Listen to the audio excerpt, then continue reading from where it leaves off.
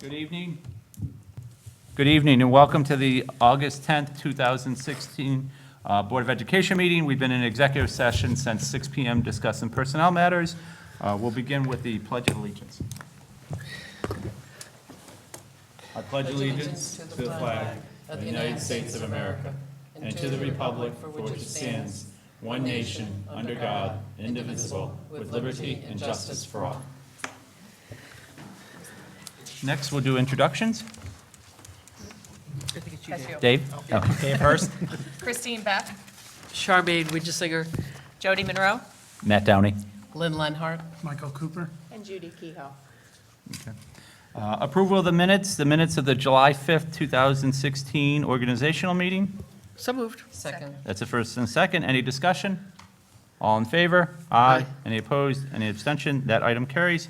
I would like to say that Ms. Joanne Cunningham and Jonathan Fishbein had previous commitments and aren't able to join us tonight. Superintendents report. Thank you, Mr. Downey. So not a lot of news. It's been relatively quiet around here, getting things going for the school year. We do have a lot of things quickly approaching, though. I'm not sure if you're aware, we do have Mr. Klugman and Mr. Domel been working on a student leadership conference that we're having tomorrow and Friday. There's a keynote and panelists and a lot of activities, so hopefully after the couple days, we can give you a report out at the next meeting how that went. We also have, next week, we have our administrative retreat, where we'll be following up on some of the district goals. The following week after that, we'll be welcoming our new teachers to the district with a 2-day orientation on August 23rd and 24th. We do have a lot of new staff this year, which we're excited to get to know. And August 31st is opening day for staff. So we're just working away, getting everything ready for that. Could you tell us what the first day of school classes is the first day of school? I could if I look at my calendar. Wednesday, September Thursday? 6th? September- No, 7th. September 7th. 6th is another staff day. Okay. And September 7th is the Wednesday. first student day, Wednesday. Great, thank you. Yep, Is that it? that's it. Okay. Thank you, Ms. Monroe. Board of Education report? Would like to start, anyone? No? The only thing I would say I have done since the last board meeting is I volunteered at the middle school community garden, and it's amazing the number of community residents who, some don't even have children in the district, who are there on Tuesday nights from 6 to 8. So I'll give a plug for that if anyone, any Tuesday night wants to go out and volunteer, harvest the vegetables or plant their past couple weeks we've been planting, or they've been planting. I haven't been able to make it the past 2 weeks, but the next crop of vegetables and stuff. So, and a lot of those products are used in the middle school cafeteria and whatnot, so, Right, and or they've they been- give to the, And they've been selling some at the Yeah. farmer's market, too. and donating to the local community food banks, too. So, Healthy looking. yeah, great stuff. All right, good. We'll move on then. Next is the presentation. We will have the setting of the tax rate tonight. It's one of our major meetings tonight where, we have gone through as a board and as a community adopting our budget back in May.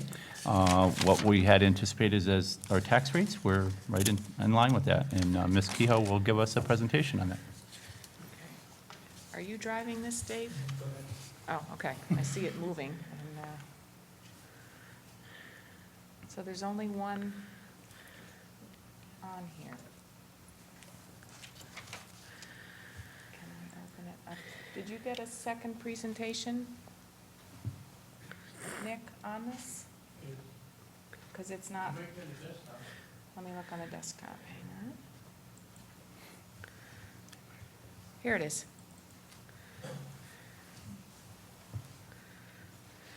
Okay.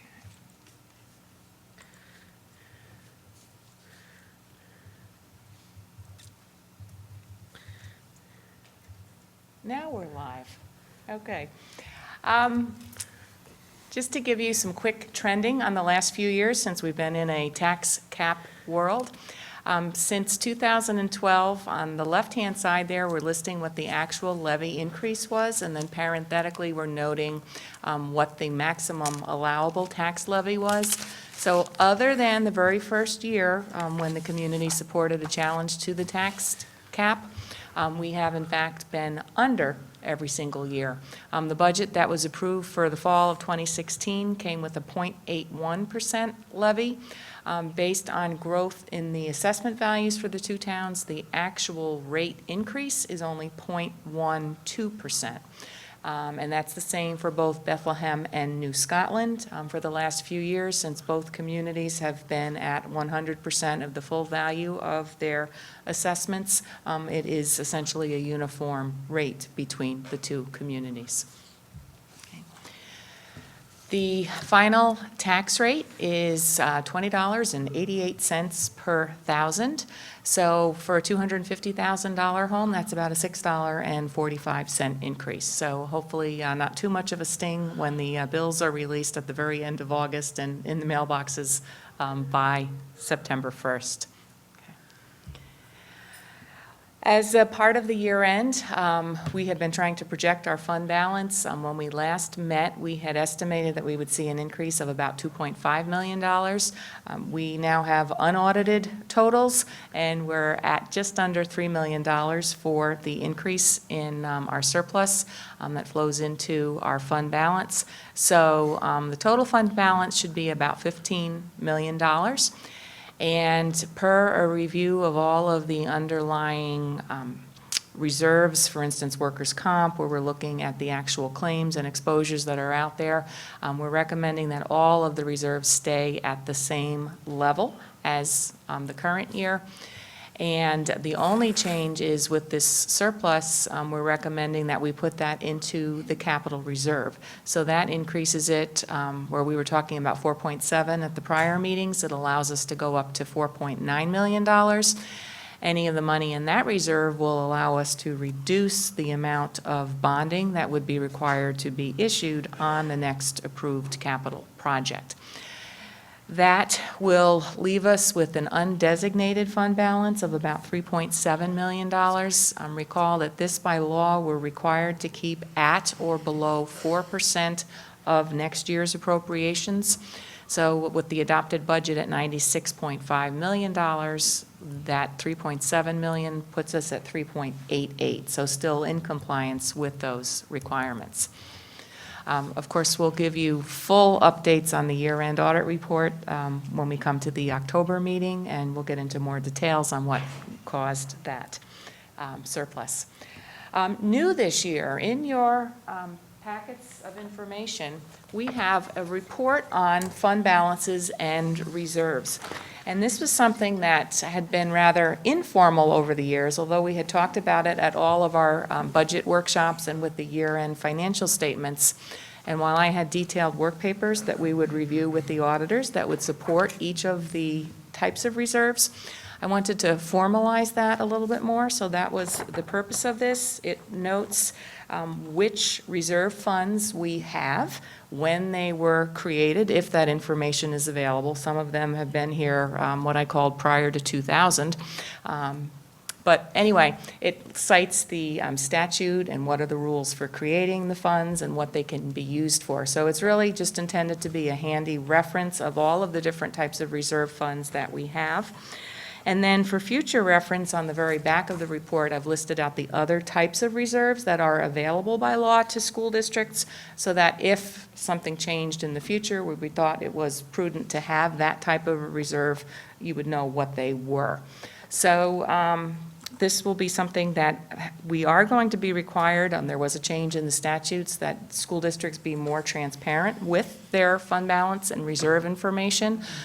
We've already been transparent over the years, but we will check out the legislation when it is fully released to us and make sure that we're in compliance. And this should also be a helpful reference for our auditors, who will be back in about 2 weeks to finish up the year end.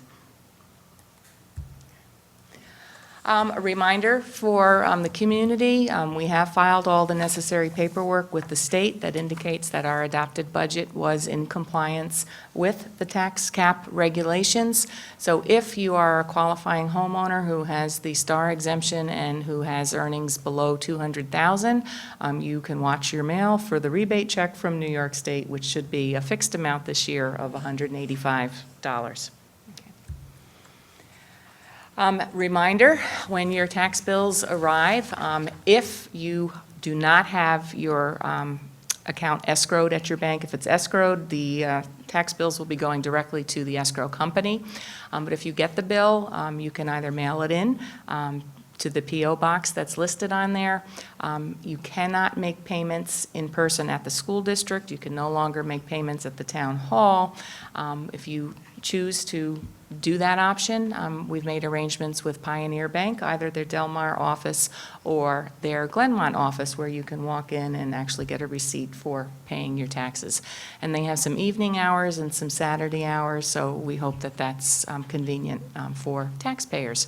You can also go to our website to get additional information. There are some options to pay either through an ACH payment or with a credit card. There are some additional fees that apply with that, but people are still interested. We had a small number that took advantage of that last year as another option.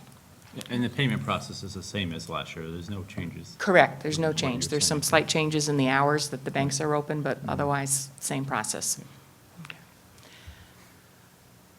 So that is it, unless you have questions. The agenda item will include formal adoption of the resolution and the warrants for both Bethlehem and New Scotland, which we'll need you all to sign as well to make it official.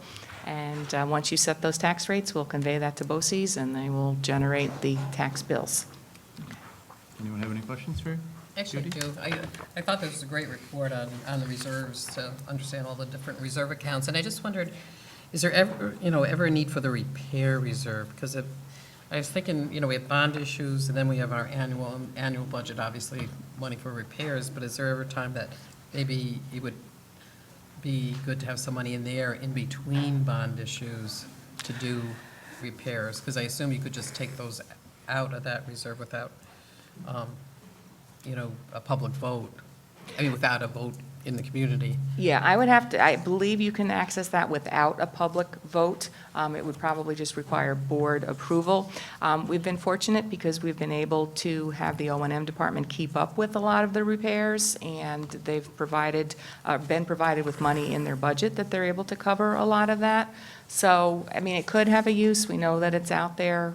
If we were ever really struggling and really cutting back on that, we might want to consider getting that set up at a later date. But we focused instead on the capital reserve because we knew we Right. would actually have bonding coming up and wanted to reduce that amount of the bond. Sure. Thank you. But, yeah, any other comments as you go through it? If you find that there might be other information that you find is helpful, just let me know, and I can work that in as an edit for next year's report. Okay, Thank thank you. you.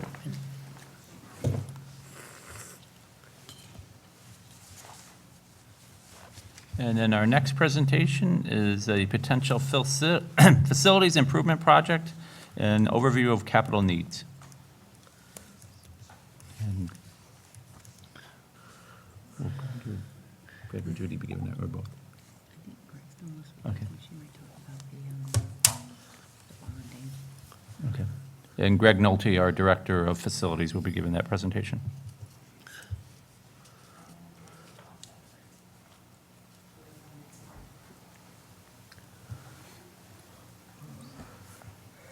Okay, I hope I will be as brief as Judy was.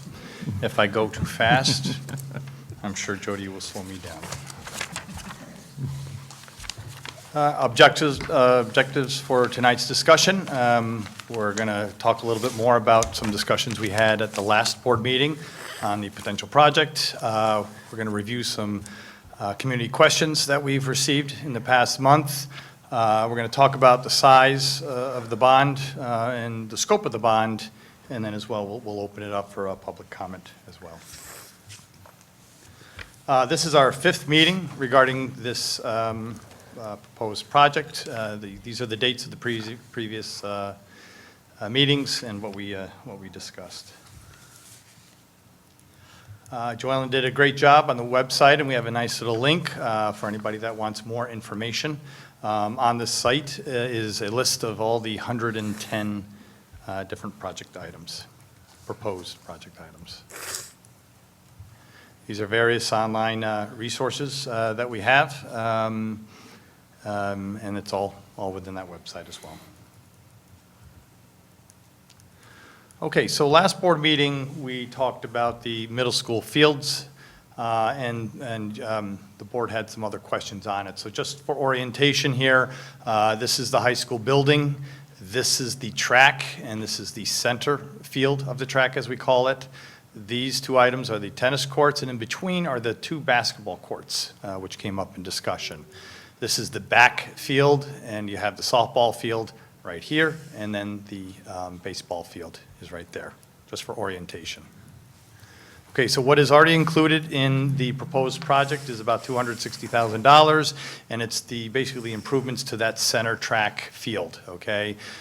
Which will be aerating, top dressing, seeding, and providing irrigation. Okay, and that is included in the proposed project. This is just a view of the 2 basketball courts kind of situated in between the tennis courts. So other potential projects for consideration, resurfacing of those basketball courts, all right? We worked with our architects and our engineers, and they indicated about $56,000 to do that. The courts are not used by phys ed, not used by athletics, rarely used by recess, but a lot of community members do and have been seen on it. Whether or not the middle school would use it at recess if it was in better condition, that is to be seen.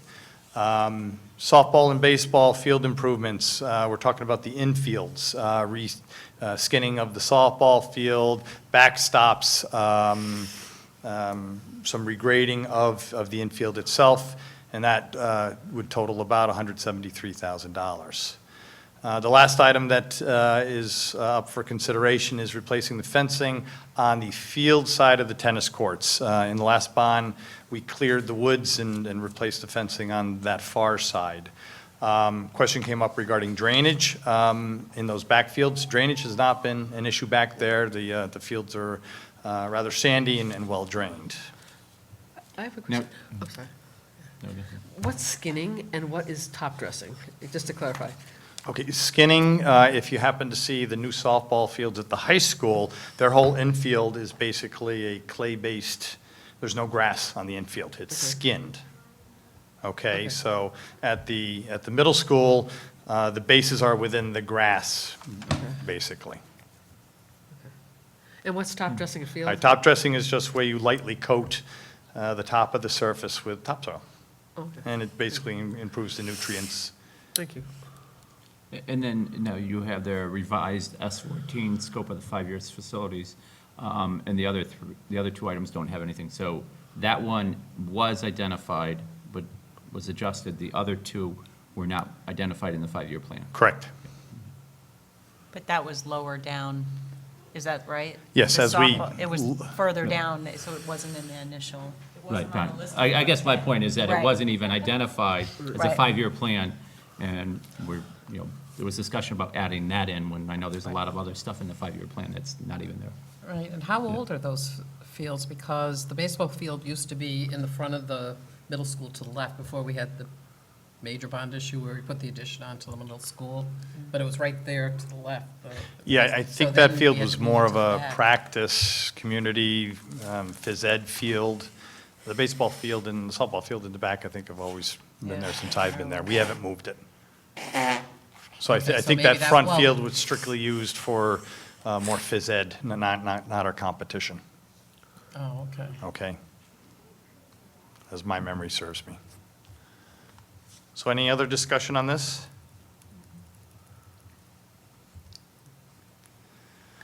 Okay, we talked about what I call the Avenue of the Pines, the Row of the Pines. Just to give you orientation, the parking lot is over here where a lot of the buses are. You have these rows of pines. You have about 5 houses between these pines and Kenwood Avenue. So the district appreciates the benefits of mature trees within our environment. They provide shade. They're also good for noise and privacy buffering. We do make a reasonable effort to maintain these trees at the middle school and actually all trees in the district. We don't make the decision of removing healthy trees unless there's an overriding consideration. And when we do remove unhealthy trees, we actually get complaints and questions as far as why did you remove that tree?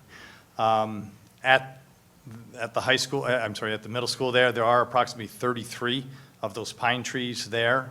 None of these were identified in the 5-year facilities plan as far as needing maintenance or removal, nor would I necessarily expect that to be I guess, an item within a 5-year plan, okay? We do periodic maintenance. We do visual inspections. Sometimes this is a complaint-driven process, and I'm talking district-wide. But at the middle school, those trees have gotten so big that when we do find that something needs to be removed, we hire a tree contractor, and they remove it with their booms. This typically comes out of our operating budget, and it hasn't been coming out of a bond budget. And All it's right. not even eligible for bonding technically, unless it's incidental to having to do site work to actually construct something. You have to have a period of probable usefulness that exceeds several years in order to be able to bond it even, so it would not be includable in a bond.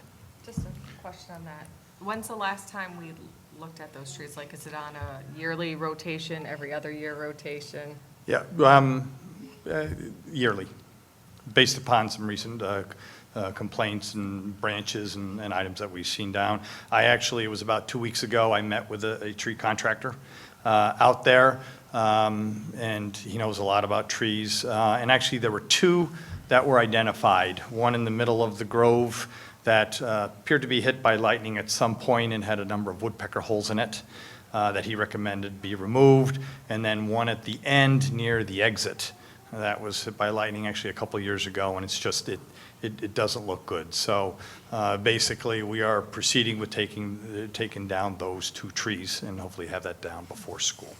Prior to that, had it been only a year since we looked at it, or a couple years? A year, yeah, at least a year. Any other discussion on the middle school trees? Okay, high school fields. This extensively dry summer has made it rather challenging to grow grass and to maintain our athletic fields. We're finding more and more the need for water, of course, during these times. So I wanted to talk a little bit about what we have at the high school and another addition to the bond for your consideration.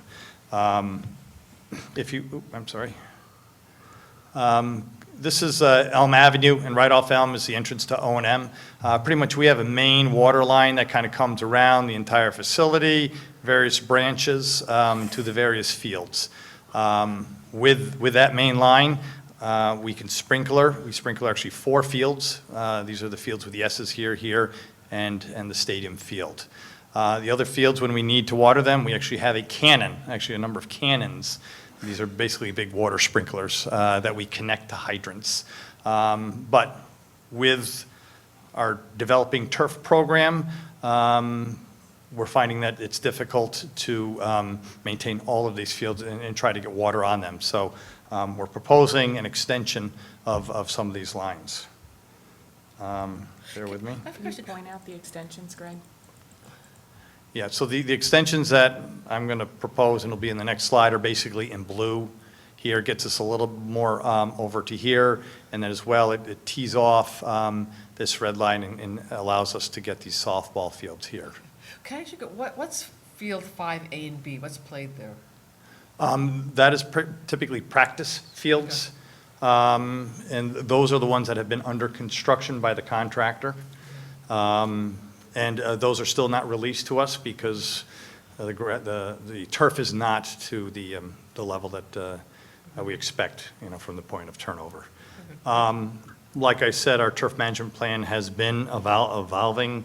The board actually recently approved the use of herbicides on the high school field because we were getting inundated with broadleaf. So in order to preserve this athletic turf, we needed to treat it. And the last time we actually treated it was close to 6 years ago. So I think the bar is being set higher and higher with the expectation of how these fields are and what everybody expects. So watering plays an important part of that. So for consideration, we would look to extend those irrigation lines that would allow us to use these cannons in more areas, and we're looking at about $126,000 to do that.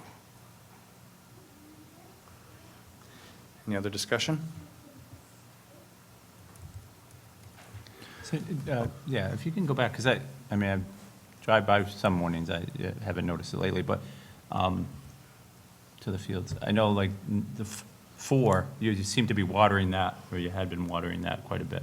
And what were was that the cannons that it was being used Yes. to water this? Okay. Yeah. And is there an issue with the cannon being able to reach the entire field, or? Yes, and one of the reasons why we're extending it down here. The red line here, you can get, to about the 4A, but we're having problems in the Reaching outfield. out further. Okay, just based upon a typical cannon. Mhm. Okay, so we would be looking to extend. The sod there is a year and a half old. Oh, We've never watered so much, in all my years here. So that's what we're finding, so. How's that impacting your utilities budget? We did adjust, knowing that for the bond, because the contractor is still using our water to irrigate all those fields. So we adjusted. I think my water bill maybe went up about 10 grand, Okay. maybe a third. This year is tough. We've watered more now than ever, I think, because of how dry it's been. Yep. This is me.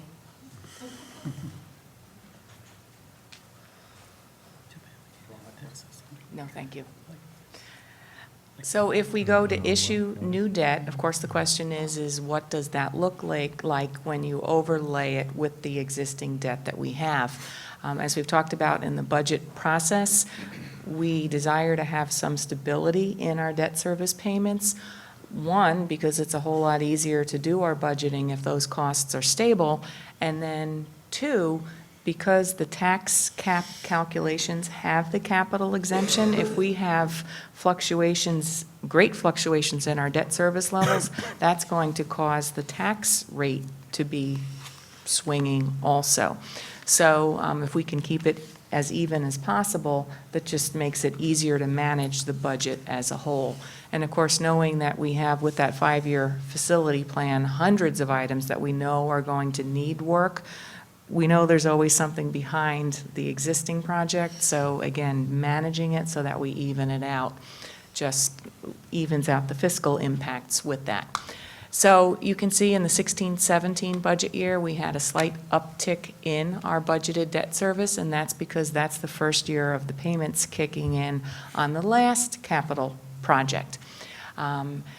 We knew that we would have other debt coming off the schedule, so in fact, if you go to 17-18, there's a repayment of one series of our debt, and that lowers it again. So you might have a 1-year bump up, and in fact, when we had quoted the estimates of what would the taxpayer impact be, that would be in that initial year if there wasn't other debt service coming off the schedule. So any of the figures were quoted as maximum estimated impacts. You can see that we are fairly stable going through 17-18 right on through 2021. There's a big drop-off, several $1 million, as we go into the 21-22 fiscal year, and that's because we have a large chunk of the bonds from the $93 million project that are being fully repaid. So that is assuming that with all of the various approvals, if we don't start the work until the summer of 2019, it's going to take us a full year to complete the work. You would issue the bonds only upon the completion of the work, when you know what your final amount is. Then you issue that long-term debt, and the first principal and interest payments hit the subsequent year's budget. So with that potential timeline, you can see that while we have quoted some maximum impacts from it, because you have other debt dropping off, the impact is likely to be even lower than the figures that we have quoted. I've updated those figures to show what it might look like for either 25, 30 million, or 35 million in authorized expenditures. As you know, the state aid formulas don't tell you that, oh, if you spend 30 million, you're going to get $30 million of your costs covered. They have certain disallowances. To those net costs, we have to apply our building aid ratio. So what they give us aid on is a 15-year amortization schedule on whatever their share of the costs are. So that's always, of course, lower. We have a local share because we would be paying the full amount of the debt and just offsetting it with that building aid. With the reserve, as we've talked about, because we would have 4.9 million in that reserve, even though the project, I'll go to the far right for ease of viewing, if the board were to approve 35 million in total expenditures, we would spend that amount of money, but we would only bond $30.1 million. So our debt service number is going to be based on that 30.1. So based on the current interest rates, which is down at about 2.1, still fairly low in the grand scheme of the bond market, we could expect to pay just under $2.4 million. The state aidable amounts, though, don't take that reserve into consideration. That helps us leverage our local share. They're giving us aid based on the eligible project expenditures. So at the $35 million level, the local share would be $543,000. So with the current assessed values or base within the community, at most, for a $250,000 home, it would be $44 more per year. Again, depending on the timing, if that slots in that year where that debt service falls off, it should be a lower amount. How much is that's going to be coming off? Oh, it's about $3 million. Okay. Yeah. And then can you go to the next slide again then? And you said there's an increase per year. Do you have an estimate on how many years that would be on there? Well, the bonds and the state aid would be 15 years. Okay. But I don't know that you would be looking at that impact every single year. Again, remember, we have many different line items within the budget. So at the end of the day, every year is a different year. You're going to look at what are the program needs, what do you have in available revenues, and we would adjust it as needed to keep it within the tax cap and the available state aid. Yeah. And maybe I misunderstood you, but didn't you say you'd have about 3 million coming off? So if you're only adding 23, actually we'd see a decrease in. With the debt service, yeah, the debt Yes. service payments, yeah. If they were at about 2.3, you'd actually be a little bit, you'd still be lower, but you'd be closer to stable. So it would. Right, so, I mean, so it actually wouldn't add anything. Right. No, Because in that case, it they're would already not. paying that in their payments Right. now at part of the budget. So actually, we'd see, even at 35 million, we could potentially see a decrease In based that on the line debt service item, amount. yeah. That's part of that line item for Yeah. that year's budget. And these are only estimates because, again, so many things Things- can right. change. Our state aid, Right. building Assessments can ratio go up, can down. change. There's- yeah. They change the interest rates on the aid. So again, these are approximations. I did review them with our financial advisors. They do this every single day just to make sure that we got it right. So it is a reasonable estimate. What happens if we're able to add to the capital reserves after we use what's there towards this? Can we use, let's say, in a year or two, additional funding from the capital reserve? Yes. even, We just have to go out for Subject another vote. to approval by the Approval. board and approval by the community. So remember, when this reserve was created, if you look on page 2 of the report, Right. it's set with a 10-year life and a maximum of $10 million. So again, there's a few parameters that you have to stick with, but yes, you can put subsequent surpluses in there and then earmark those for other projects. But I also think we should really keep in mind what Matt brought up, because I hadn't caught that, and that's a significant point. In As reality, we go there's no forward, impact yeah. if it matches the amount that's already being paid. Yeah. Yeah. Significant point. Yeah. And again, that's, by design, you're trying to level that out. The stability is good in municipal finance. Okay. Okay, do you want to step back in?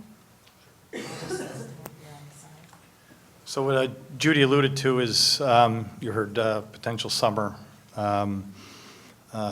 construction of 2019. There was a time that we were talking about possibly pushing and hopefully getting something in 2018. So we took a look at where we are now with a potential timeline. So knowing the next couple steps, possibly having a public forum sometime in September, the board, say on October 5th, which is a board meeting, identifying the exact scope and also approving the seeker resolutions.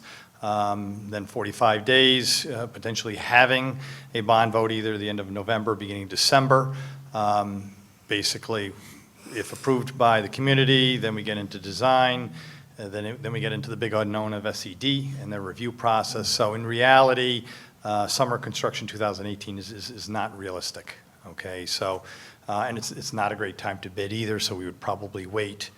Again, there's a lot to look at, whether or not we do multiple bidding, single trade, but we probably wouldn't bid until December, January, February of 2019. And then construction phase for about 2 summers, and there's that. Any questions on proposed timeline? if state ed can get their act together and do it faster, would you be able to do anything starting in the summer of 2018? With the 10 months now, you're looking at receiving approval by July of 2018. So if they're 2 months better on the review, it's still very, very tight. You know,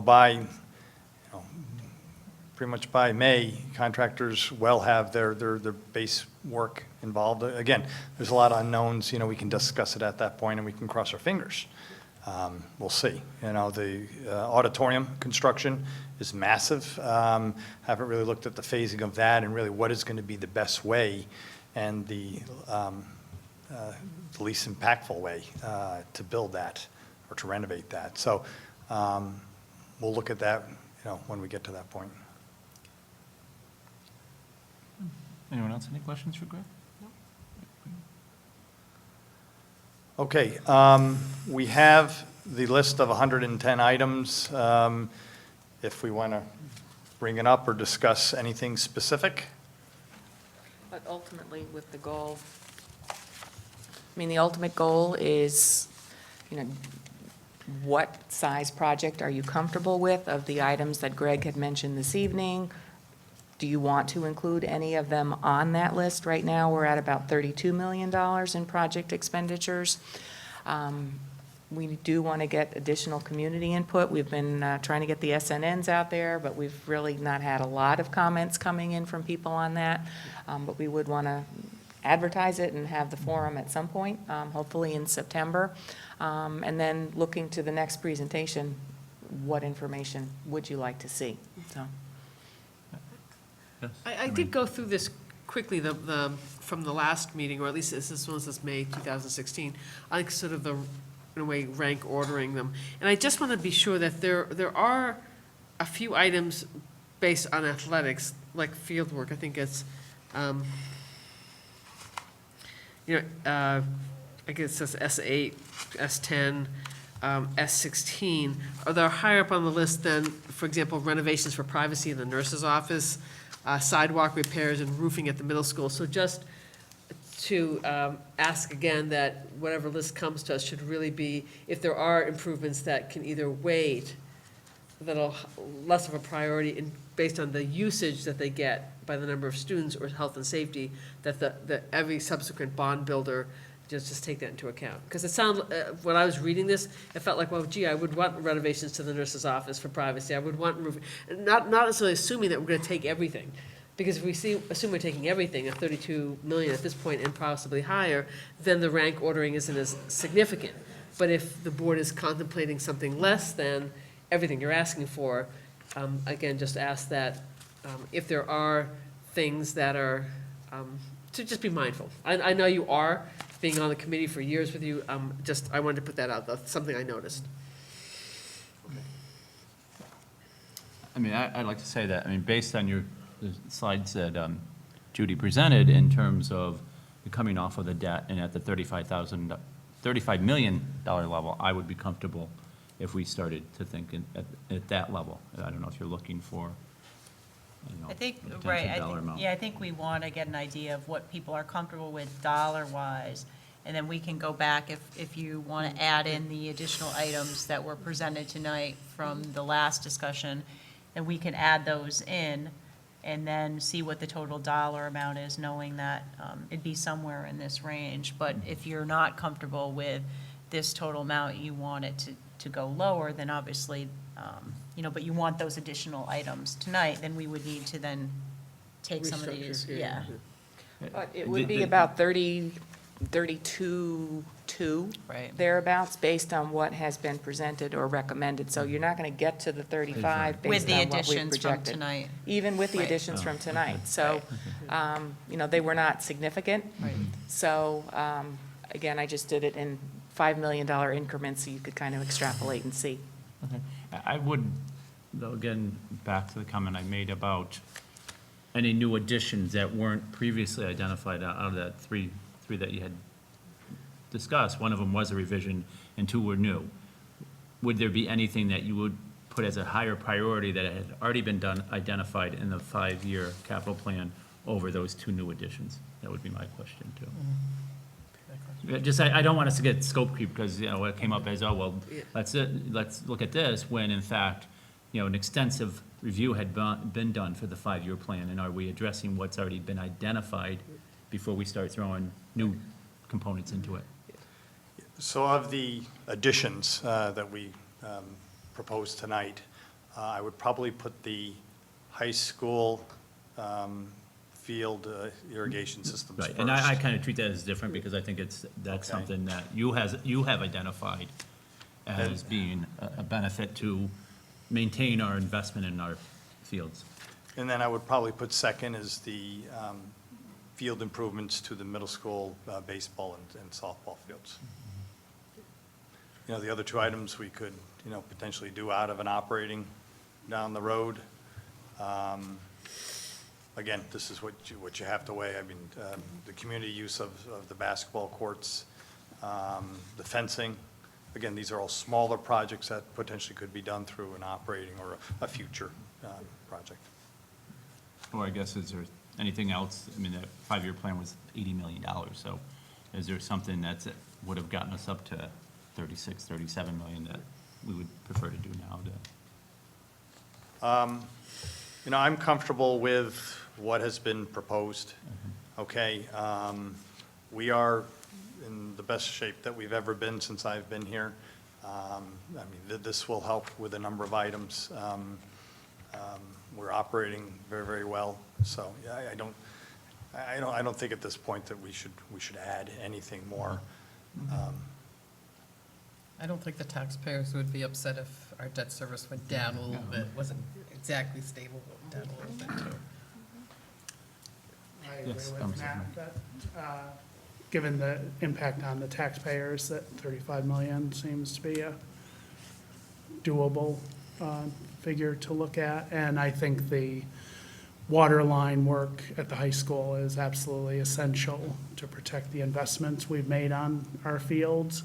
The middle school work, while I think would be nice, I don't see it as essential right now. But again, you know, if it fits within a $35 million scope, then I would include it, but I don't think it's as essential.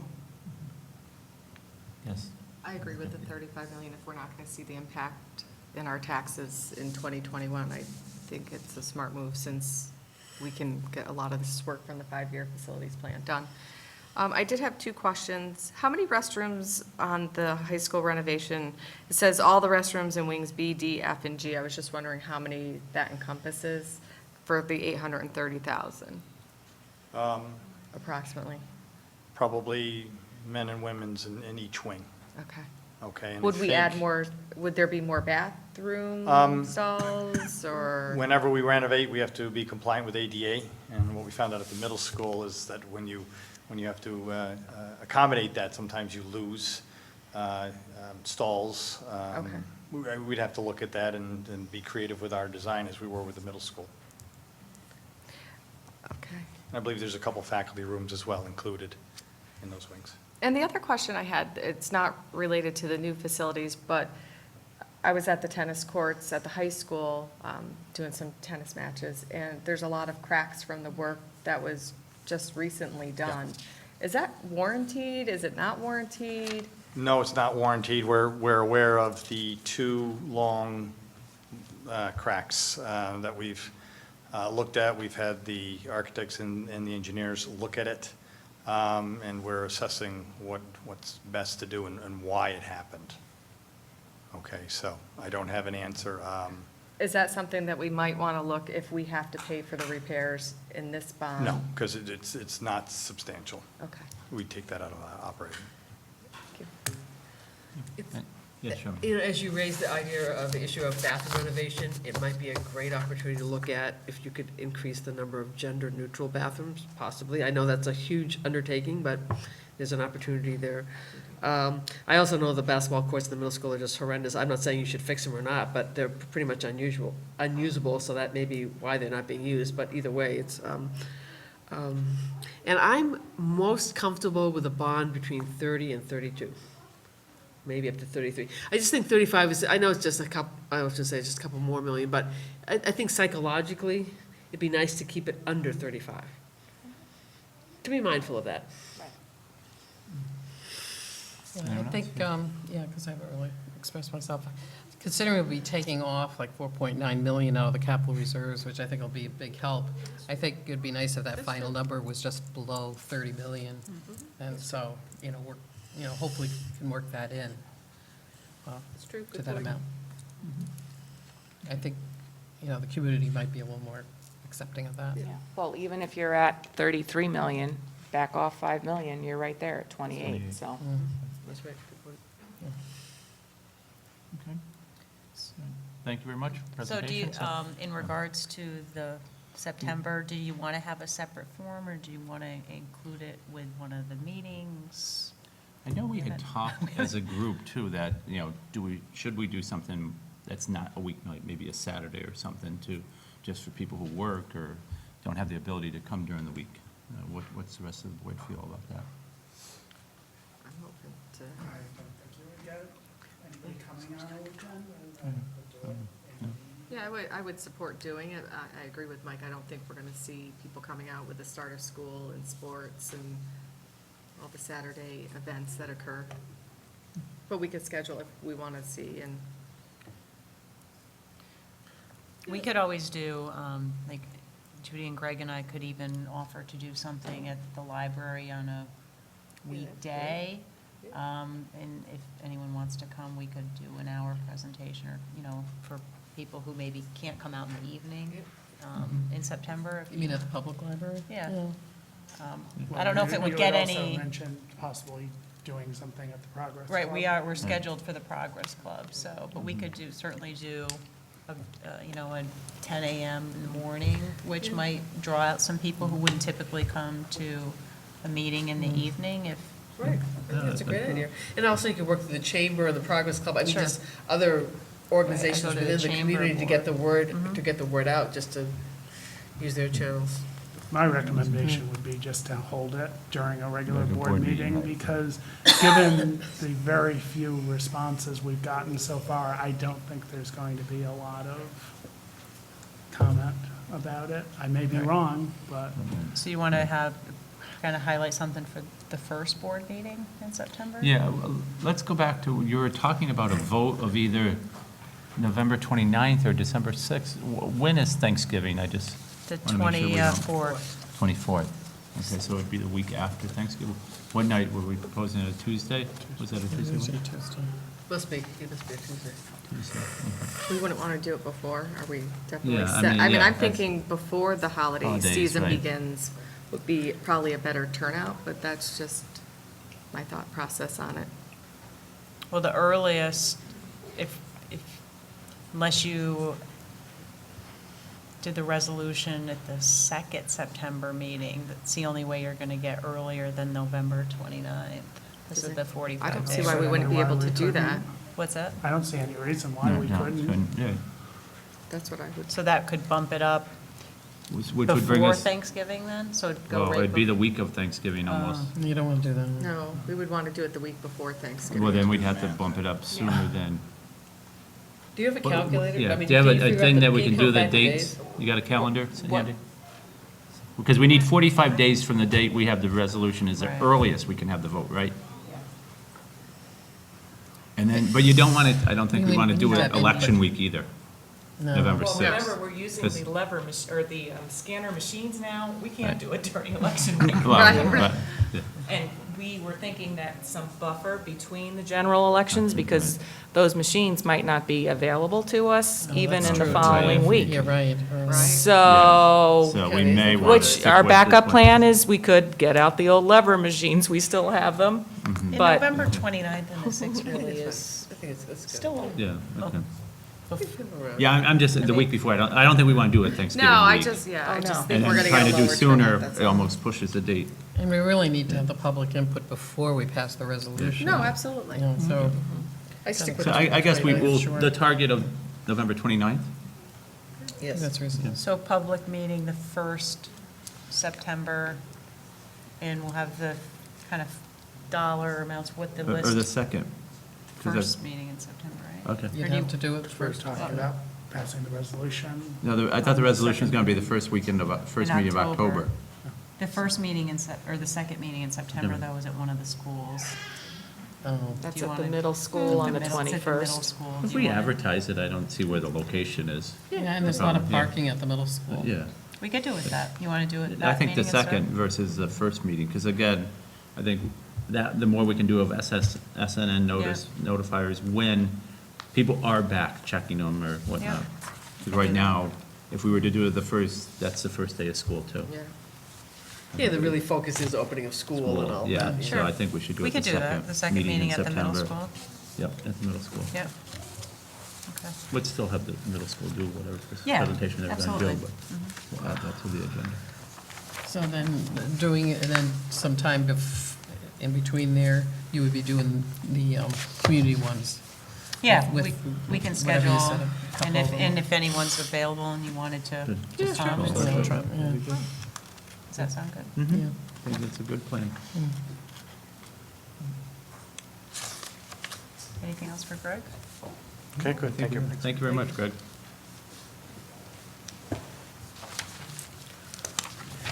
Okay.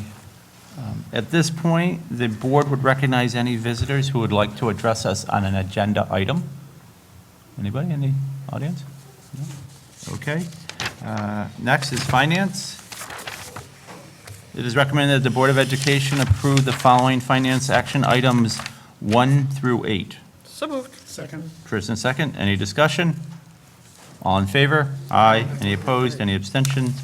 That item carries. Next item is professional personnel. Just on the finance, David Cooper and here for the middle school pavilion donation. Oh, okay, yep. And we, one of the items we just approved was the middle school pavilion donation. It's Mr. Cooper? 109 too. That's a, Oh, yeah, it was just, okay. Let me go, we approved 1 through 9, so I can I have a motion to approve item number 9 under finance, item 7. So moved. Second. First and second. Any discussion on that? Thank you. Just a thank you. Yes. Thank you, Dave, very much for that. Would you like to come up and speak or say anything? You have to sit at the new desk. if you do. Be the first person who's. Oh, okay. Amanda, nice to meet you. Yep. Nice. Great. Great. Thank you very much for your support and your commitment to the project. Thank you. That's great. Okay. All in favor of number 9? Aye. Aye. Any opposed, any abstentions? Item number 9 on 7 carries. Moving on to 8, professional personnel. It is recommended that the Board of Education approve the following personnel action items 1 through 38. So moved. Second. First and second, any discussion? We do have some of the new appointees here tonight, if you'd want to introduce them. Yeah, 1 through 39. Okay, 1 through 39 on that one, I stand corrected? Do I have a motion for 1 through 39? So moved. First and second? Okay. So we have some of our new hires. If maybe you want to stand and just introduce yourselves, and Bill, you want to start? My name's Bill Claremont, I'm the new K-12 math supervisor. Welcome. Bill. Thank you very much. Jackie, Hi, Jacqueline Monroe. I am the new hall principal. high school. Welcome. And in the back with the, I'm Lindsay Knott. I'm one of the new high school special ed teachers. Welcome and aboard. all of your children were so I good said- during sitting here patiently through those presentations. Brought Batman with her. I know it's a Batman. They fulfilled their participation in government Yes. requirement already. Welcome to the district. We look forward to a long and successful career for all of you. All in favor? Aye. Aye. Any opposed, any abstention? That item carries.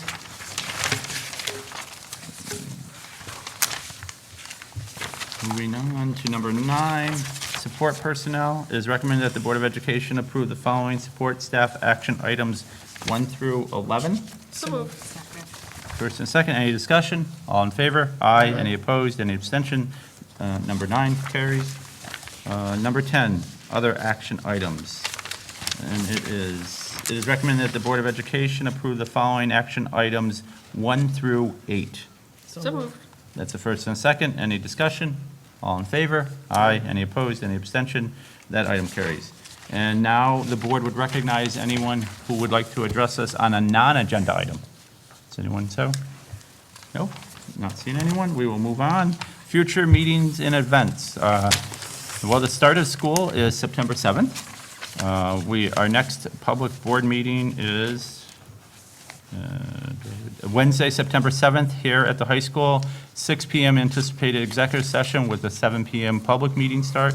And then the next meeting after that will be September 21st. That will be at the Bethlehem Middle School library with a 6 PM exec session, 7 PM public meeting. And as we stated, that's when we'll have open the floor for the public to address us on any potential questions or anything they want to address the board on the potential bond that we're talking about having for a November 29th vote to the public. We do not have a need to go back into executive session. Can I have a motion to adjourn? So moved. First and second, all in favor? Aye. We are adjourned. Thank you. Everybody enjoy the rest of your summer.